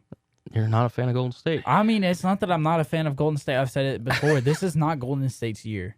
I Okay. get that they're the 3 seed. They've had a lot going on. This is just not Golden State's year collectively, in my opinion. I You think say I'm so? gonna second Kevin on this one. I think the Really? Nuggets Yeah. can do it, man. So you're riding the Nikola Jokic train. Oh yeah. Because Okay. I don't see the Nuggets as a 6 seed. Listen, I don't know where I see them, but I don't see them as a 6 seed. no Jamal Murray, no Michael Porter Jr. I mean, listen, I saw what the Suns did to Nikola Jokic last year, and I still can't get it out of my head. They literally just said, That was we mean. are That's a good point. we are targeting you on defense, and we don't care if you're the MVP. We are going at you. Yep. And Chris Paul took his lunch money. Ain't that the truth? We'll see what happens. Good So- point. I mean, I'm not saying they're going to run away. Like, I'm not, it's not going to be a 4-game blowout. I'm just saying the Nuggets could maybe take them to a game 7 or something, and I think they could pull it off. Okay, so Denver, and we got Golden State, I guess, Anthony. Yeah, if Steph Curry plays, then That's what I'm saying, assuming. Yeah. If Steph Curry plays, it's Golden State. Yeah. They're winning this in like 6 or 5. Yeah, no, if Period. Steph I mean, Curry just is keep in mind they haven't been playing together all year. who you're saying Golden State, or are you saying? Yeah. And again, they've had some issues, but they're relatively healthy now. So And Klay Thompson needs to calm down. Yeah. Because Klay Thompson has He's- not been playing his basketball. he's trying to get his groove back, but he's forcing it. He Yeah, really is. like chill, He's- bro, chill. You're a Hall of Famer, man. You got 3 chips. It's okay. Yeah, just chill. I get you. All right, moving on to the last first round matchup of the Western Conference. We've got the 2 seed Memphis Grizzlies taking on the number 7 seed aforementioned Minnesota Timberwolves. Anybody got a beep or a buzzer? Nah, look at there, the resident Minnesotian. Give me the Timberwolves All right. and the shocker of the playoffs. Ooh, okay. I mean, I love me some Pat Bev and Karl Anthony Towns and those guys up there. They've got a really good young squad. as long up as he there. doesn't foul out, though, right? Yeah. Assuming he doesn't. Yeah, Right. and I mean the 11 points is all right, but I mean maybe up in like the 20s. You know, it is the You know. playoffs. Yeah. I say they shock the world. I Okay. say there's no way in hell there's just no way Memphis loses. It's not even just because it's Minnesota. I don't see Memphis losing the first round. They're just I don't either. They're dogs. I don't know man. what the status is for Ja. I'm assuming they're saving him so he is ready for that first game in that whole series. Memphis, they're dogs, man. I just don't see it happening. They're just gonna fight and scrap. It's not a one-man show over there, really. Fair enough. See, for me, it was whenever they kept winning when Ja was out They're for like like 20 20 games. and It was 3. like, Oh my goodness. Without I forgot Ja. about that. They're Yeah. like 20 and Can 3 I without rescind Ja. my pick? Listen, we're not holding you to it here. It's all good. You know, Okay. we didn't record You know that last what? part, right? You know what? I'm going to stick to my guns. All I say right. Timberwolves in 7. Respect to But it. with an asterisk, you're saying. with 7. Yeah. A 7-game series with 7-game series. with that squad. Yeah. You're bold. I'm for that gonna one. I'm gonna stick to my guns. We might actually cut that audio, I don't know, depending on what's going on. But Yeah, We'll have to I go think in and so. tap in and edit it out when they lose. Very fair enough. All right, Eastern Conference now. We've got the number 1 overall seed Miami Heat taking on the 8 seed Cleveland Cavaliers. Do I hear anything from the boys from Cleveland, the boys from Ohio? No, pretty self-explanatory there. I think Eric Spoelstra and these guys, they're ready for this. They got the groove back. They made the They're a championship. scary team this year. Yeah. They're a very scary team. They made the championship 2 years ago in the bubble versus that Lakers team. I think they're hungry to get some more playoff success. Oh yeah, for sure. All right, moving on to the next matchup. The number 4 seed Philadelphia 76ers going up against the number 5 seed Toronto Raptors. Do we've got anybody for the team that I think Drake either owns, co-owns, ambassador, He whatever? it is? might as well be Right, their you know. mascot owner. the He's- Toronto Fighting Drakes. Yeah, there we go. He makes stuff happen. over Absolutely, there. yeah. I think Toronto can make it interesting, but I think 76ers overall pull this out. I think it matters how that chemistry keeps evolving with James Harden and Joel Embiid. Look, man, this is Scoring title Joel Embiid, I might add. this is going to be one of the toughest matchups for the 76ers. Yeah. Okay. And the reason why I am slightly taking the Raptors is because Matisse Thybulle can't play in Canada. Yeah, it's true He can't play. because of his vaccination status. Correct. Exactly. And Yep. he is one of the best defensive players in the league right now. Mhm. That's going to affect them a lot because you have Scotty Barnes, you have, Siakam, and you have Van Vliet. Yeah. 3 very dynamic, very agile players, and they could give them a run for their money. They've already beat them one time in the playoffs. I would not be surprised. As well as James Harden, playoff Harden. Ooh, boy, we all know the history. Let's see if he shows up. Hold on. You said that they beat them one time in the playoffs before. Do you not remember they had one Kawhi I Leonard on that understand team? that. I get that. I get that. But I'm just saying, just because you take one person out, that's still the same No, that's squad. not just a person. That's No, I like get the it. guy that delivered them a championship. I That's mean, not do just you a guy. remember the I shot? understand that. I understand that. Wow. But they still kept that core squad there just because he left. That's what I'm saying. mean, Who's they guarding Joel Embiid? Let me just ask you that. Who's guarding Joel Embiid? Siakam can guard Joel Embiid. Yes. Skinny, skinny ass Siakam is going to try to guard 250 plus pounds. I love it Joel when we Embiid. get that sound from Cullen. I'm just That needs to be a saying. drop. It's God, my seriously. favorite. It's one of those because Anthony just says stuff that are just like I don't even know. We've only gotten 2 of those. You've got Fred Van Fleet, It's like an the undersized bang guard, moment. granted an all-star and everything. Respect to them. Toronto's outmatched in the series. I think Philadelphia makes quick work of them. At most, I'd give them 6 games. All right. We'll see. We'll see. Because my biggest thing, I just I know Joel's going to show up. I know he's going to show up. Right.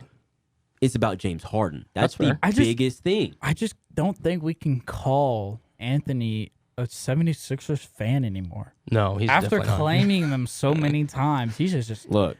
backhand slapped them so many Well, times. you don't know because again. that could be another one of his hometowns that we're talking about. So you don't want to disrespect that. That's true. Where? That's true. Wherever. We're Canada? Wherever. I did go there. I was 11. Basically my hometown. I You stayed literally for a have week. connections everywhere. So I I'm just do. making sure I'm not trying to offend anybody. I mean, we've talked bad about Detroit. I may have been offending that part here. I was there too. Oh, my God. Actually, I got a blue blazer in Detroit. oh, my Yeah, it was for an goodness. award thing. Oh, good God. Let's just move on to the next match before I blow a blood vessel.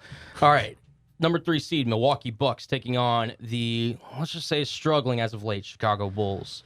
Yeah, it's gonna be a fun matchup. I'll say that. It's gonna It be takes fun. DeRozan really out of all the races, how they've been struggling recently.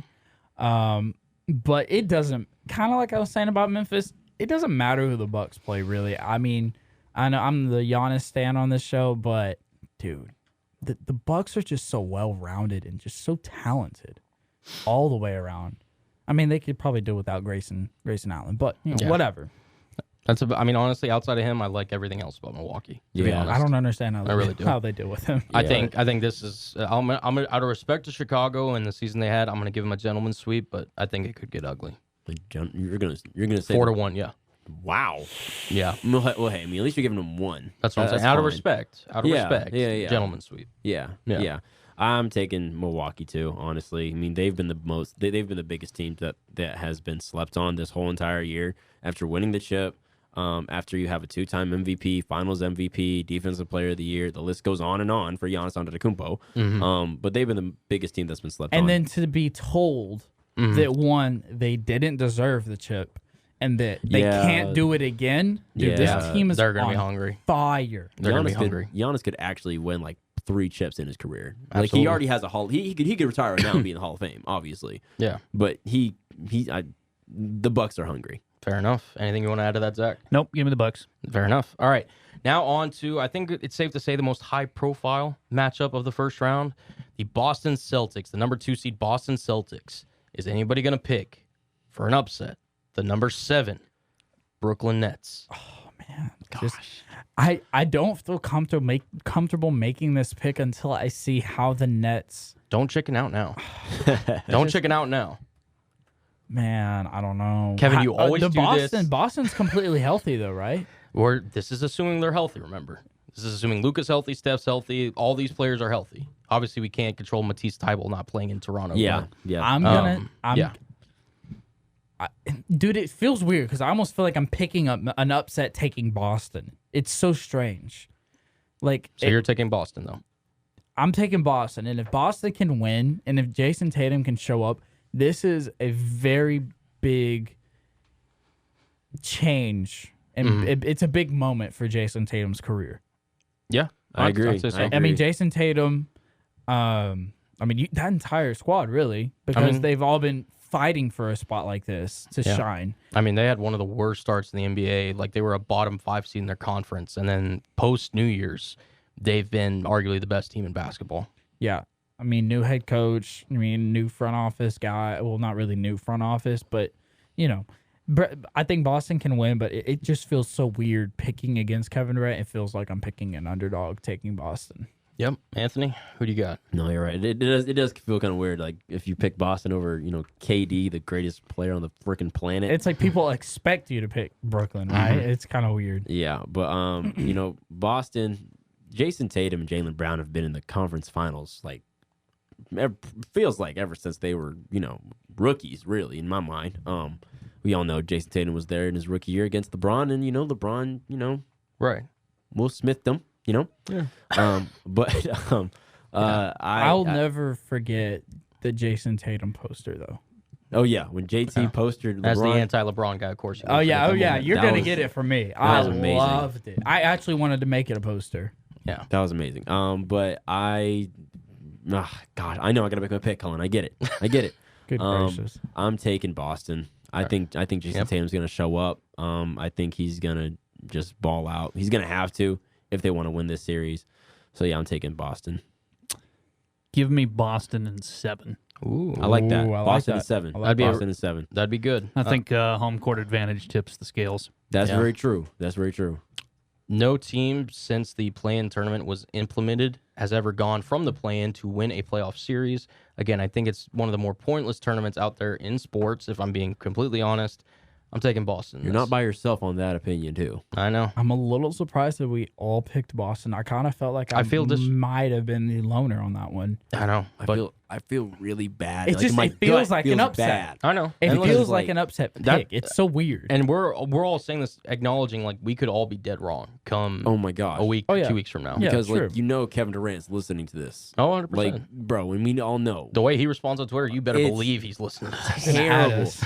That's why I'm like, bro, Kevin Durant could drop 50 all night. Of course. This And, whole entire and series. if Kevin Durant is listening, hook him, okay? Like Okay. we are. You're on his good side now. Yeah, we are. I don't want to. That's the last person's bad side you want to be on is Kevin Durant's. Yeah. Twitter fingers. Is Oh, what they Ain't boy. say. that the truth? All right, moving on to the second round, where I think for the most part we all agree. Again, this is assuming Luka's, healthy and all that stuff. Buckle Knock on in. wood This for him. one's gonna be a long episode, boys. Phoenix Suns taking on the Dallas Mavericks That's easy. in the second round. I'm This is- sorry. this is- I can take this one real quick. This is where things get complicated. What do you because mean it's like, complicated? do you pick your fandom or do you pick logic? Right. No, you're right. I mean, you're right. You got me on that one, I mean, Kevin. I think we even highlighted Be this as objective, a Kevin. we Come on, we, this we is the Fools on highlighted this Stools. possibility earlier in the season. This isn't Texas talk. This is just you making your picks. I mean, man. I'm taking Phoenix, but if I'm Mavericks, as a Mavericks fan, I think me and Anthony have both said it, It's facts. exhausted it. Just give us a playoff series win, please, and I will be happy. That's all we want. We all know what y'all gonna do in the offseason. And I hate to disagree with you, Zach. If Dallas, if now if. obviously Luke would have to be healthy, like completely. That's what we're assuming. If Dallas can beat Phoenix in that series, that is the shocker of the playoffs. that is huge. Be a big one. That Yeah, is the give me- shocker of the playoffs. Give me Phoenix in 5 in this series. Wow. Wow, that's. I just don't want to get 4-0'd. I don't want Can to you get just say 4-0'd. in 6, please? Just five. He's being honest. Fine. He's going with his gut. I'm also picking Phoenix. I just listen. They're arguably the best team in basketball. They've played. They're more And they mature. played like it. and they're hungry off of that finals loss. I think they're really going to be motivated to get back to the NBA Finals, and I don't think the Dallas Mavericks are quite equipped outside of Luka Doncic to compete with a team like that. So I'm gonna roll with Phoenix on that one. In what? I'll say Phoenix in 6 because I think Luka's good enough to get a couple games off of them. Okay, yeah, I'm taking Phoenix in 6. Yeah. If healthy, then I'm taking Phoenix in 6 as well. Yeah. So moving on to the next semifinal matchup for the Western Conference. Now we've got Golden. Did anybody pick Denver? I apologize because I believe I did. so you picked Yeah, Denver. they picked Denver. We picked Golden State. That's right. That's Okay. right. So in this matchup, but again, it's the same semifinal matchup, so it doesn't matter. So either Golden State or Denver versus Memphis, right? I was the idiot who picked Minnesota, but I Oh, don't Minnesota. Think, That's right. But Yes, I you don't did think pick Minnesota. Minnesota's not getting beyond this point. So So you're going Denver. I will take Denver. Okay. Kevin, you're the other Denver, but you picked Memphis. So you got Denver, Memphis. Who do you got here? Oh, man, this is tough. I think this is where Denver's injuries hit them. Because now, if we're saying that Denver, and I know this is looking forward to next year, but Denver having Jamal Murray, Michael Porter Jr., and Nikola Jokic all together, that's nasty Denver team. Say it with me one more time. Yeah, he said- Jokic, yeah. not Jokic. He's the Joker, not Jokic. Yeah, Jokic. Jokic. You don't say Dirk Jokic. Nowitzki. You say Dirk Nowitzki. That's how it's pronounced. Okay, I'm sorry. I'm sorry. Good Lord. sorry. Pay some respect to the MVP's name. For Well, how crying about out loud. this? Ja Morant will Ja. win. I'm taking Memphis. All right, you're taking Memphis. All right, so me and Anthony, we have Golden State versus Memphis, correct? Yep. Who are you taking, sir? I'm taking Memphis, man. Wow. I'm taking Memphis. So Memphis they're dogs, bro. I'm going to go with Golden State. I know. I'm going to go with Golden State. I just think Memphis is a really young team. They're So- going to get that first playoff series win against Minnesota. They're going to be really hyped. But I think Golden State, and again, this is assuming they're healthy, obviously. If Steph Curry has any sort of health issues, you go John Morant and the Grizzlies. But I think Golden State's the more experienced team. I think they're more. So do you think they're Prepare just for going these to closer pop moments. off at the right time? I think they're now that they've got Clay and they got Draymond and they got but assuming Steph, they're all healthy and everything. I think this is a dangerous team, and I think that they're very good enough to get to the Western Conference Finals if all Yeah. healthy. And listen, Jordan Poole too. You're Got Andrew right. Wiggins. You're right. I know it. Yeah. Listen, yeah. They you're just not got to wrong. pull it That's all fine. together at the right time. That's That's the only fine, thing. and that's the thing. You got to get hot at the right time. So Yeah, and they can get hot at any time, any moment. now on this next matchup, we're going to the Eastern Conference semifinal. We've got the Miami Heat. Now, three of us have the 76ers. Anthony, you have the Raptors, Yes. I believe. So in this one, who I'm gonna go to you first since you're the odd man out. Who are you? Miami Heat, Raptors. Who are you picking? I'm taking the Heat. So you're taking the Heat. Self-explanatory, pretty much. Yep. Okay, got it. For the three of us, 76ers, Miami Heat. Who do y'all got? We'll go. Heat. Okay. We'll go. Okay. Heat. So you're going. Give me Miami. So you're on Miami. I'm going Heat. Yeah. I'm gonna take Philadelphia in that one. That's a good, that's a good Ooh, pick. I like That's that. a good pick. Because again, Matisse Thybulle, I think Joel Embiid, James Harden, Tyrese Maxey. No, you know what? Now I'm thinking about. I'm not going to change my picks, but I'm just thinking, if the 76ers can win in that first round, Yeah. that'll kind of give them that momentum, I'm just saying. and you'll get Tybal back. So that could be that could be a really good matchup. I just think that I like that series. Miami may be the deeper team, but I don't know if Miami, like if Jimmy Butler is going to have to play A+ ball for the majority of that series. Oh, yeah. Bam's got to be he's going to be undersized going up against Embiid. Even Tyler Hero is going to have to step Yeah, up like as the it's- sixth man. We'll see how it goes, but I like Philly in that series. That's going to be a good series, though, if that does come to fruition. All right, now we all picked Boston. Did anybody? I think we all picked Milwaukee too. Yeah. Yep. Yeah. Yeah. So we got Milwaukee and Boston. This time we'll go Kevin first. Who do you got? Milwaukee, man. Like I said, it's just they're just hungry, man. I just don't see it. Fair enough. Anthony? What Nope. do We're going to Zach. you- Okay, Zach. Milwaukee. Okay. Anthony? We're going to Cullen. Okay. I'm going to go Milwaukee as well. Anthony? I'm going with Boston, man. You're going with Boston. Yeah. You're going to go with the I'm going with one of the best defenses ever Yeah. in the league. They're To- number one in defense. Yes, to go Yep. against Giannis Antetokounmpo. I Okay. think that with that defense, they would be able to take off the Bucks. Fair enough. All right. We've got we got a little bit of different bracketing than I think we all would have thought of going into we this. do. This is not March anymore. It's April. All right. So we all picked. Now we're going to the conference finals. Yes. We all picked Phoenix, I believe, to get to this far. No one picked Dallas in that last matchup, did we? No. No. Okay, No. so we all picked Phoenix. I've got Golden State. Y'all two have Memphis, and you have Denver. Excuse me. And y'all two have Memphis. I Yes, apologize. Yes. I'm the weird one with Denver. So Zach, we'll go to you first. Phoenix versus Denver. Phoenix. Okay. Give me Phoenix all day. Yeah, having a little flashbacks to the last playoffs. Yeah. Maybe. All right, now y'all picked Memphis. So Memphis and Phoenix, y'all are the top two seeds in the West. We'll go Anthony first. Anthony, Phoenix. you're going Phoenix. CP3, man. Phoenix. Phoenix as well. Yeah. I will go It's gonna be a Phoenix. good matchup. I will go Phoenix as well. I think Golden State, their luck runs out there because I think Phoenix, just from top to bottom, they're arguably the best team in the league. I mean, and yeah, I'm going If Phoenix. somehow Memphis was to win that, Mhm. I mean, that if Memphis were to win that, which I don't think happens, they're going all the way. They're just going to win it all at that point. But I just think Phoenix wins. Yeah, I think we all agree. Yeah. Phoenix. All right, going to the Eastern Conference. So, okay, so y'all have got Miami, right? All three of y'all? I think Yeah. I'm the only one that picked Philly. Yeah. Okay. So I've got Philly, and then Anthony, have got Boston. I've got Milwaukee. The three of y'all have Milwaukee as well? Zach and I had Milwaukee. Okay. So, Anthony, since you had... You're doing a great job, Colin. I just want you to know. Like, I I'm remember- reorganizing Keep it up I don't know with how all you're this. keeping up with Yeah, all you've got this. 4 brackets in your head right now. listen, it's Like just... you're doing awesome. I just want you to know that. Okay? Appreciate that. Yeah, I'm not filling this out. This is strictly going off the top of my head, just That is trying to Very impressive. keep it going. All right. Miami versus Boston. Who do you got? You ended with the top 2 seeds as well in the East. Yeah, this is not a big three Boston with KG and Ray Allen. It's not a Miami Heat with good old LeBron James. No Heatles. Dwayne. Yeah, no Heatles. Yeah. Not this go. I'm taking Boston. Okay. Boston. Now you guys, y'all have got Milwaukee and Miami. So Zach, you want to go first for this one? Give me Milwaukee. I think the drive, like you mentioned earlier, Kevin, that they have is a little insane right now. I pick them to get back to the finals. Milwaukee, and then Kevin? Milwaukee. Milwaukee as well.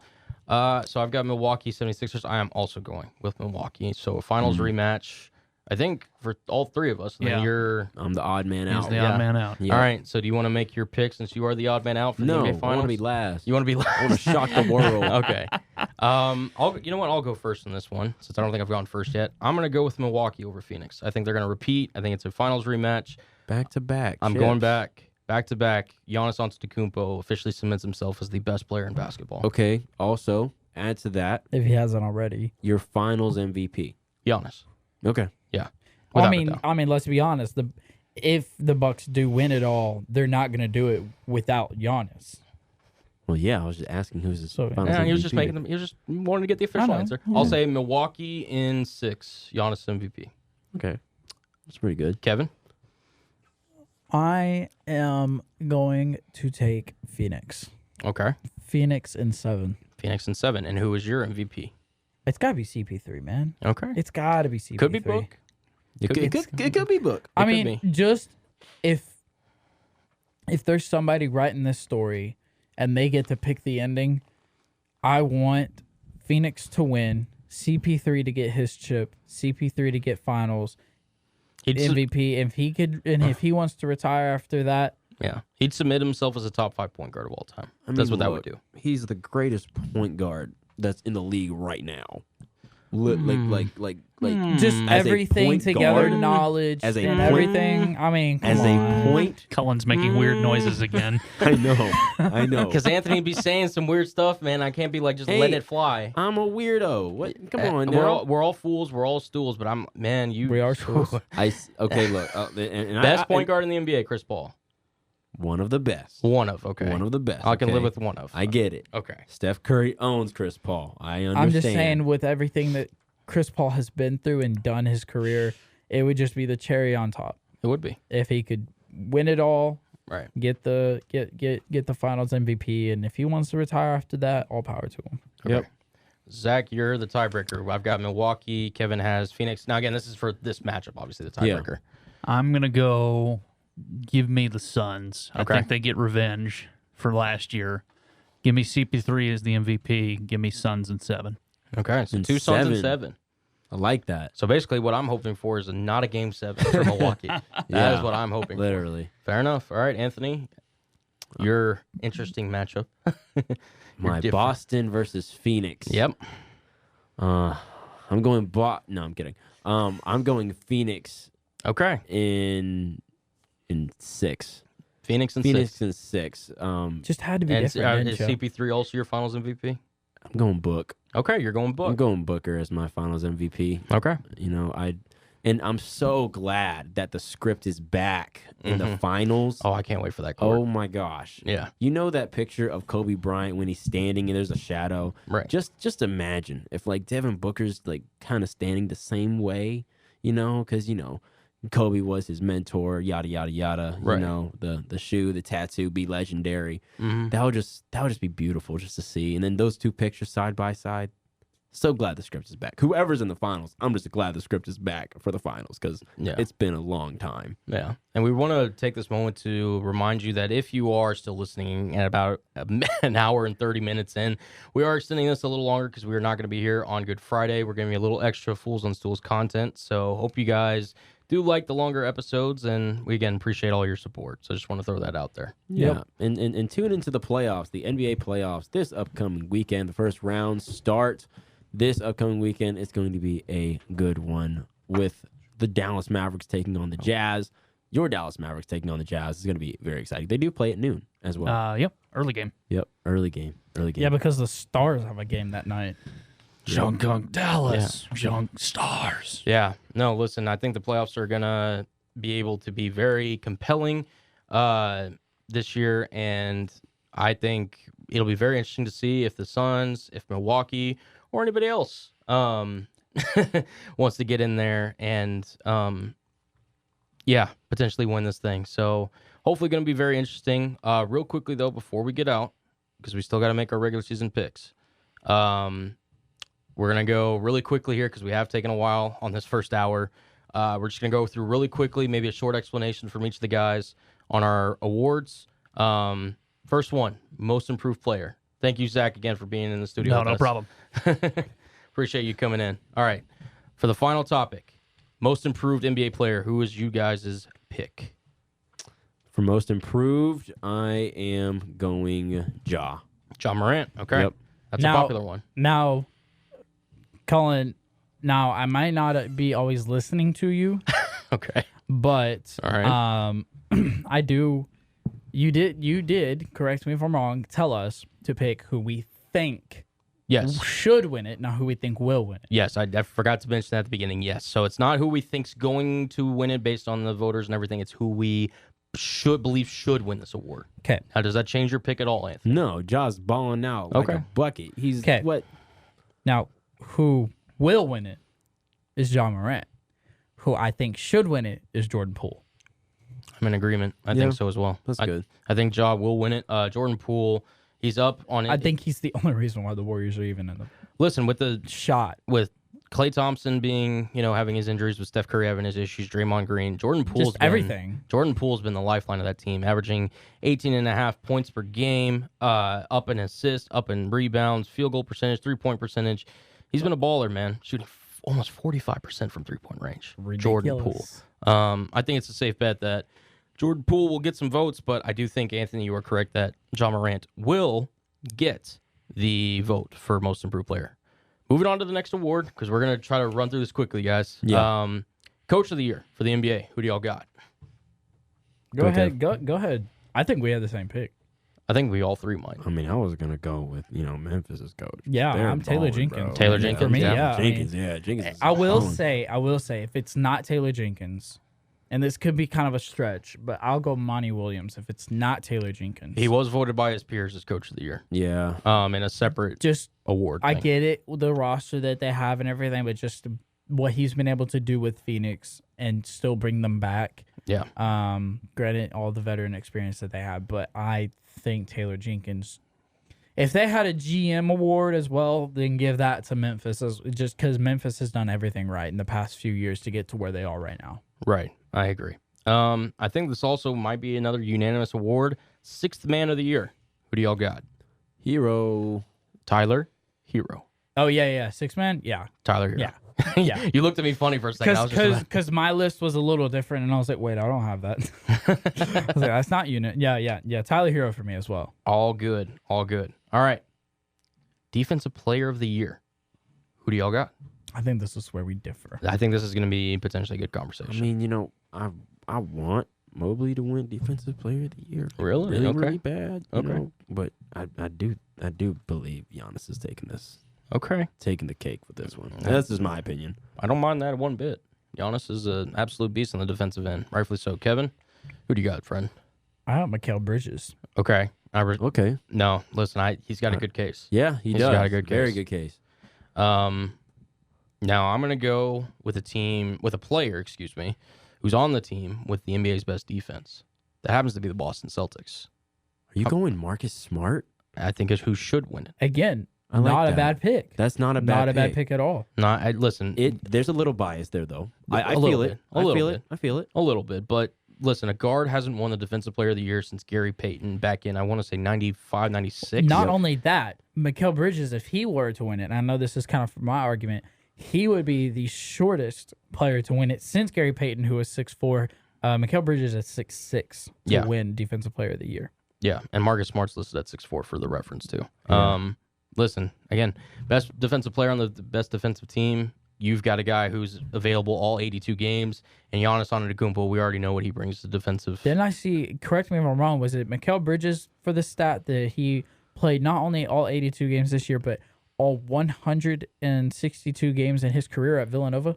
He hasn't missed a game at college or at the NBA level. Was it at Villanova, though, right? Yes, it was Villanova. Yeah. Which is insane.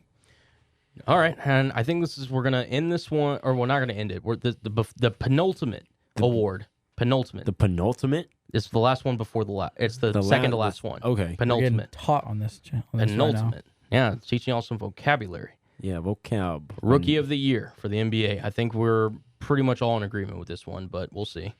Yeah, Mobley. Yeah, Evan Mobley for me as well. I mean, he's one of, I talked about that Cleveland team earlier. He is one of those key contributors and one of the main factors of where and why they are where they are. Absolutely. I agree. I'm picking Evan Mobley as well.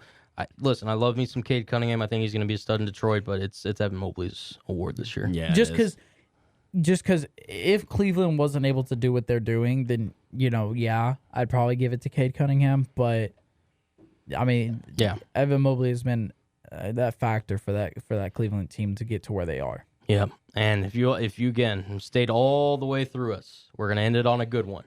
Which, if you have, then we very much appreciate. We really do appreciate y'all. NBA Most Valuable Player for the 2021-2022 regular season. I think Who do y'all got? All gonna have different picks. I think so too. Anthony, you want to go? Well, since you guys feel like I'm just hating on the 76ers, and you guys think that I've been hating on my guy, who has been my guy for a long time, I'm taking the process. Joel Embiid, he's winning MVP this year. That is my go-to. Now, with this all being said, MVP is a toss-up this year, I think. Mm-hmm. Now, with Joel Embiid securing the scoring title, that does help his case a lot. Yes. It should. But I'm going to go ahead and take my pick. This is a who we think should win it and not who will win it. Yeah. Who will win it, I do think at the end of the day, it will be Joel Embiid. And I'm not saying that he doesn't deserve it, because he does. He's done a lot of great things. He's been very consistent. For the record, before you make your pick, I don't believe Joel Embiid's going to be the one that wins it. Thanks, Cullen, making me feel bad again. No, listen, I'm kidding. Who do you think will win it? Nikola Jokic. I think the voters are I going to think vote so Jokic. too. But again, that's just my opinion. Who I think's going to win. Well, that. yeah, we'll see. With that Samba. But that who's your move. pick, Kevin? My pick is Giannis, man. Okay. I mean, now let's be honest. Let's be very honest. Yeah. We've said this before. What MVP means and what it is two completely different things. What MVP means to the NBA is not what MVP really is. The most valuable player in the league, in my personal opinion, call it bias if you want, is Luka Doncic. We're literally talking about the Mavs probably not winning a series if they don't have Luka Doncic. Take Ja Morant off the Memphis Grizzlies. They still could win a playoff series. And you can do that for many other teams, probably other than Denver. Man, don't hedge your bets. You picked Giannis. Right? I did pick Giannis. Okay. I'm just saying, I wish the MVP really was an MVP, most valuable player. Well, again, if you think, But I'm. this is who you But think deserves Giannis it. has proved himself a lot more than Luka has. He's came in ready. He's been ready all year. He's been consistent, and he's just a powerhouse. So when it comes to the MVP award, again, it's, as Kevin mentioned, it's not really followed by its literal letter, I guess you could say. Because we've had four guys that ultimately should be in contention for this.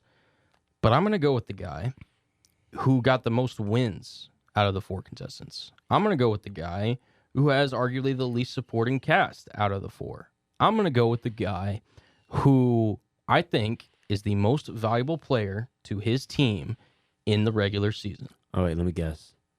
Are you going with Book? No.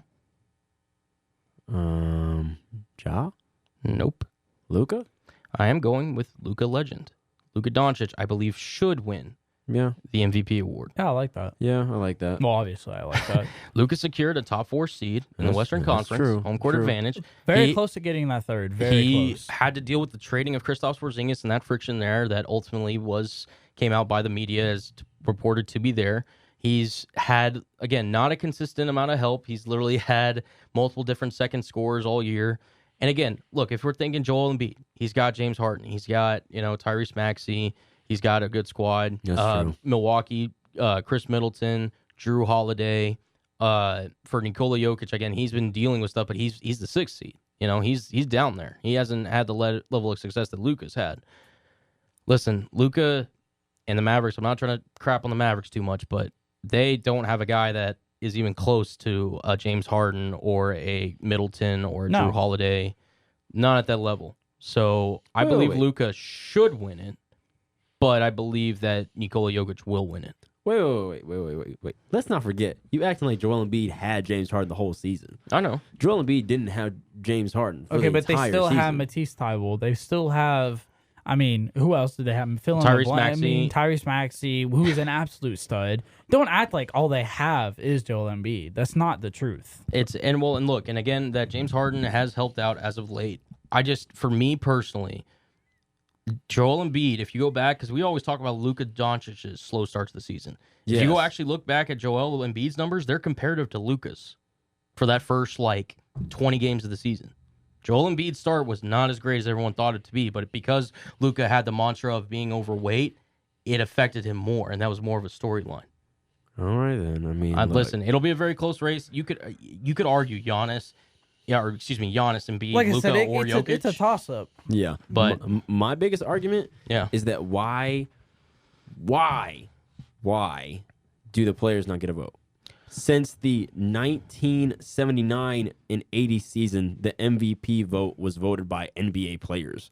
Since the 1980-81 season, now broadcasters, sports announcers, and all that stuff, they get votes. Okay, look, that's great. But at the end of the day, I think that if the players were to vote, that changes everything. And it's fair game because they play against these players every single day. Their vote should be in consideration, but based on how I've seen other players vote, they're not necessarily the most biased because they're also more recency and they're big moments and other stuff. Because I remember the NFL Top 100 where the players vote for that award and it's given at the end. Yeah. The players have no continuity. They have no regard for anything. One year they'll say Tom Brady's the best. The next year they'll say he's 20th. 1 year they'll say Aaron Donald's the best, and then the next year they'll have him outside the top 10. Okay, I see that. The players, again, should they have some? Absolutely. But I don't think the NBA players should be the only ones that vote. I think it should be a combination of media, players, coaches. Okay, I got you. Should all vote. And fans. Absolutely not. Absolutely No not. Fans way. have the least credibility out You don't there. think so? Yeah, speaking as I'm looking at you as a Mavericks fan, you have no objectivity. sir. I said that. I said that with joking in a joking way. I agree. Having fans vote would be. It would be an interesting one. It would be an interesting. It would be interesting to say the least. We all know who you to vote for. Yeah. But look. Giannis Antetokounmpo. What are you talking about? Okay. Whatever you say. Yeah. Alrighty. Yeah, we're not going to go into scoring updates. We will save that for the end of the second hour. Thank you guys again for tuning in to the Fools on Stools podcast, hour number 1 for episode 24. Let's call it what it is. We're an hour and 42 minutes, and y'all are getting 43. a 3-hour show today, Listen, hey, if not longer. listen. All we got to say, listen, right? We had a lot. Listen. We had a lot to cover. We're not gonna be here Friday. We got to give the foolies their due. We got to give them their content. So I think we did a really great job today. I think the brackets will be very interesting looking back on it here in a couple of months. But until then, and until the next time we see you back in hour 2, this is Fools on Stools with Kevin Walker, Anthony Council, myself, Cullen Brown, saying peace. Peace.